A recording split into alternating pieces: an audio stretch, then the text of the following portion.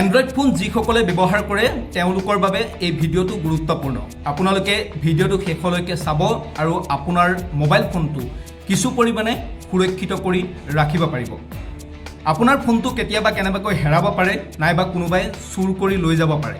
যেতিয়া তেনেকুৱা হয় প্ৰথমতেই আপোনাৰ ফোনটো সুইচ অফ কৰি দিবলৈ চেষ্টা কৰে সেই বিশেষ লোকজনে। কিন্তু আপোনাৰ এন্ড্ৰইড ফোনটোত এনেকুৱা এটা ফিচাৰ্ছ আছে যিটো ফিচাৰ্ছৰ জৰিয়তে আপোনাৰ ফোনটো আপোনাৰ বাদে অন্য কোনো লোকে সুইচ অফ কৰিব নোৱাৰে।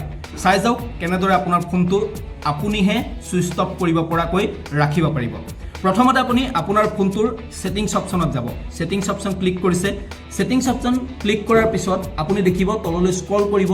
স্ক্ৰল কৰাৰ লগে লগে আপুনি দেখা পাব সিকিউৰিটি এণ্ড প্ৰাইভেচি এটা অপশ্যন আছে। সিকিউৰিটি এণ্ড প্ৰাইভেচি অপশ্যনত ক্লিক কৰিব, পুনৰ স্ক্ৰল কৰিব। স্ক্ৰল কৰাৰ পিছত আপুনি দেখিব আদাৰ সেটিংছত মোৰ সিকিউৰিটি এণ্ড প্ৰাইভেচি অপশ্যন আছে। ইয়াত আপুনি ক্লিক কৰিব, পুনৰ স্ক্ৰল কৰি আপুনি তললৈ যাব, দেখিব ৰিকুৱায়াৰ পাছৱৰ্ড টু পাৱাৰ অফ, অৰ্থাৎ সুইচ অফৰ বাবে আপোনাক এটা পাছৱৰ্ড আপুনি দিব পাৰে।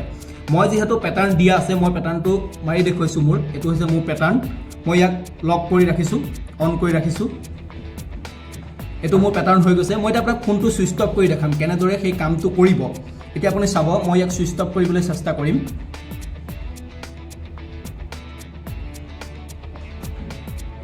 এতিয়া মই সুইচ অফ কৰিবলৈ ইয়াক চেষ্টা কৰিছোঁ।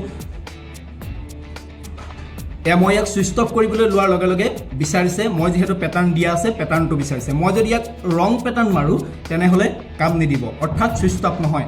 মই ৰং পেটাৰ্ণ মাৰিছোঁ, সুইচ অফ নহয়। দেখিব আপুনি মই এতিয়া যদি মই যিটো পেটাৰ্ণ দি থৈছোঁ সেই পেটাৰ্ণ দিয়াৰ লগে লগে ফোনটো সুইচ অফ হৈ গৈছে। গতিকে এই ফিচাৰ্ছটো যদি মতে যদি আপুনি কাম কৰে বা এই ফিচাৰ্ছটো যদি আপুনি অন কৰি ৰাখে তেনেহ'লে আপোনাৰ ফোনটো কিছু পৰিমাণে সুৰক্ষিত হৈ থাকিব।